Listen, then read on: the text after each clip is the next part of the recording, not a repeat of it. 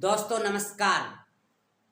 आप सभी के सामने मेवाड़ के इतिहास में से राणा सांगा संग्राम सिंह की शौर्य गाथा आपके सामने प्रस्तुत की जाती है। यह गाथा एक ऐसी गाथा है जो छोटे से लेकर के और बड़े तक एग्जाम में हर जगह पूछी जाती है। और यह इतिहास राणा सांगा का जो आपके सामने एक कविता के माध्यम से प्रस्तुत किया जा रहा है और 5 मिनट में महाराणा सांगा का इतिहास आपको बता दिया जाएगा। यह कविता सबसे पहले हम सुन लेते हैं, फिर इसकी डिटेल जानते हैं। क्या थे महाराणा सांगा, और इसमें से 100% सवाल आते हैं। यहां से कोई सवाल बाहर नहीं है। इस कविता के माध्यम से एक इतिहास बद्ध, इसका क्रमबद्ध कविता बनाई गई है और उस कविता को हम देखते हैं। देखिए, सबसे पहले राणा सांगा संग्राम सिंह की शौर्य गाथा। राणा सांगा को ही संग्राम सिंह कहा जाता था। तो क्या है ये कविता, जान लेते हैं। राणा सांगा 1482 में जन्मे, सदा दीनन के श्रृंगारी। राणा सांगा 1482 में जन्मे, सदा दीनन के हितकारी। पिता रायमल के बाद 24 मई 1509 में बना उत्तराधिकारी। पिता रायमल के बाद 24 मई 1509 में बना उत्तराधिकारी।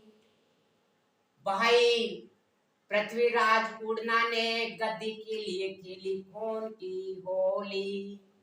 भाई पृथ्वीराज उड़ना ने गद्दी के लिए खेली खून की होली।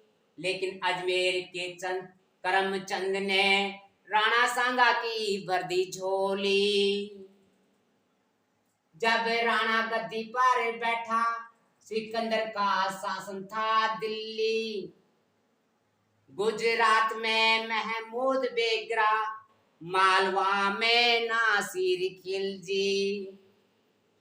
सिपाही का अंश हिंदू पत ने अब कीनी युद्ध की तैयारी। राणा सांगा 1482 में जन्मे, सदा दीनन के हितकारी।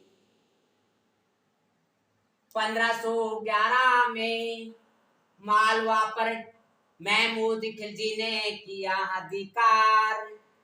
राणा ने 1518 में चंदेरी के मेदिनी का किया उपकार। 1519 में राणा ने मेदिनी को दिया गागरोन किला उपहार। राणा ने क्षमा दान किया जब महमूद खिलजी गया हार। यह युद्ध राणा को अनुकरणीय बना दिया, फिर कीनी युद्ध की तैयारी। राणा सांगा 1482 में जन्मे, सदा दीनन के हितकारी। नवंबर 1517 ईस्वी को कोटा खातोली में इब्बे लोधी की देखी तान। इस युद्ध में राणा सांगा के 80 हो गए तलवार के निशान। फिर लोधी ने भेजे सेना नायक फरेमुली और मखन खान।